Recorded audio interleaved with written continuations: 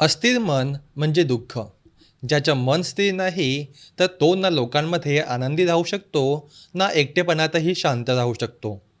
तो मित्रांमध्ये असताना एकटं असल्यासारखं वाटतं आणि जेव्हा तो एकटा असतो, तेव्हा त्याला लोकांची उणीव भासते. का? कारण समस्या बाहेरच्या परिस्थितीत नसते, समस्या मनात असते. अस्थिर मन कसं असतं? अस्थिर मन म्हणजे सतत विचारांचा गोंधळ, भूतकाळातील चुका, भविष्यकाळातील भीती, लोक काय म्हणतील याची चिंता. हे सगळं मनात सतत चालू असतं. असं मन बहुतेक वेळा नकारात्मक विचारांनी भरलेलं असतं. समजा तुम्ही मित्रांसोबत बसला आहात. सगळे हसत आहेत, गप्पा मारत आहेत, पण तुमच्या मनात विचार चालू आहेत. मी योग्य बोलतोय का? लोक माझ्याबद्दल काय विचार करत असतील? मी पुरेसा चांगला नाही. तुमचं शरीर तिथे आहे, पण मन दुसरीकडे आहे. म्हणून तुम्हाला त्या क्षणाचा आनंद घेता येत नाही. आता समजा तुम्ही एकटे आहात. तुमच्याकडे वेळ आहे, शांतता आहे, पण मन म्हणतं, कोणी मेसेज का करत नाही? मी एकटाच का आहे? माझ्यासोबत कोणी नाही.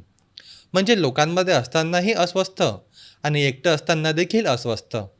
हे अस्थिर मनाचं लक्षण आहे.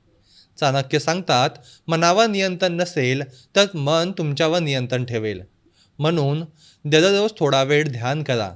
दिवसातून काही वेळ स्वतःसोबत घालवा. मोबाईल आवाज आणि लोकांपासून दूर राहा. आपल्या विचारांना फक्त पहा, त्यांच्यावर प्रतिक्रिया देऊ नका. ध्यान म्हणजे विचार थांबवणं नाही. ध्यान म्हणजे विचारांना शांतपणे पाहणं.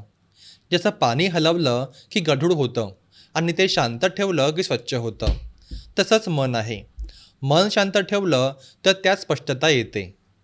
इथनं आपल्याला बोध असा मिळतो की आनंद बाहेर शोधू नका. शांती बाहेर मिळत नाही. जर मन स्थिर असेल तर गर्दीतही तुम्ही शांत राहू शकता आणि एकटेपणातही आनंदी राहू शकता. पण जर मन स्थिर नसेल तर संपूर्ण जग तुमच्यासोबत असलं तरी तुम्ही एकटेच राहाल. म्हणून लक्षात ठेवा, मन जिंकलात तर जग जिंकलात.